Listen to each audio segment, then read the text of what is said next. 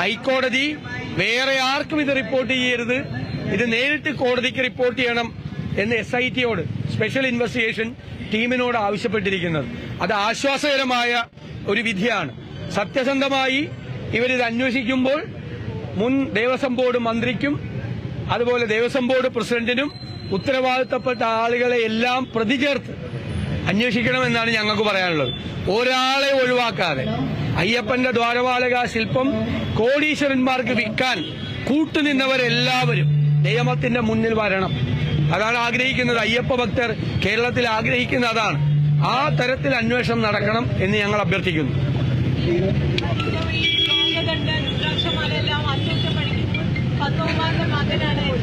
അത് യോഗദണ്ഡും രുദ്രാക്ഷമാലയും സ്വർണം ചേർക്കാൻ വേണ്ടിയിട്ട് കൊടുത്തിരുന്നത് ദേവസ്വം ബോർഡിന്റെ പ്രസിഡന്റിന്റെ മകന് തന്നെയാണ് കൊടുത്തിരിക്കുന്നത്. അപ്പൊ നമുക്ക് മനസ്സിലാക്കേണ്ടത് എന്ത് നടപടിക്രമമാണ് അവിടെ ഉള്ളത്, എന്ത് നടപടിക്രമമാണ്. അയ്യപ്പന്റെ സ്വത്ത് ആർക്കും തട്ടിയെടുക്കാം, ആർക്കും കൊണ്ടുപോകാം, ഒരു നടപടിക്രമവും ഇല്ല. ഇത് പുറത്തേക്ക് പോയില്ല എന്നുള്ളത് ഭാഗ്യം. പുറത്തേക്ക് പോയില്ല എങ്കിലും ദേവസ്വം ബോർഡിന്റെ പ്രസിഡന്റിന്റെ മകനെ ഇത് ഏൽപ്പിക്കാനുള്ള എന്ത് നടപടിക്രമമാണ്.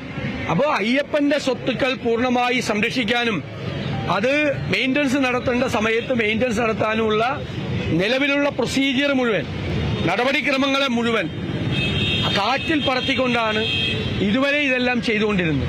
അതാണ് വ്യക്തമാകുന്നത്. ഇത് ബാങ്ക്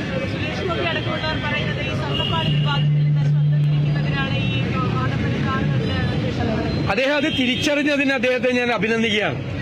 കാരണം സാധാരണ കേന്ദ്ര ഗവൺമെന്റ് ഒരു പ്രതിസന്ധിയിലെത്തുമ്പോഴാണ് ED അന്വേഷണം ഇറങ്ങുന്നത്. ഇത് കേരള ഗവൺമെന്റ് ഒരു പ്രതിസന്ധിയിലെത്തിയപ്പോഴാണ് ED അന്വേഷണം ഇറക്കിയത്.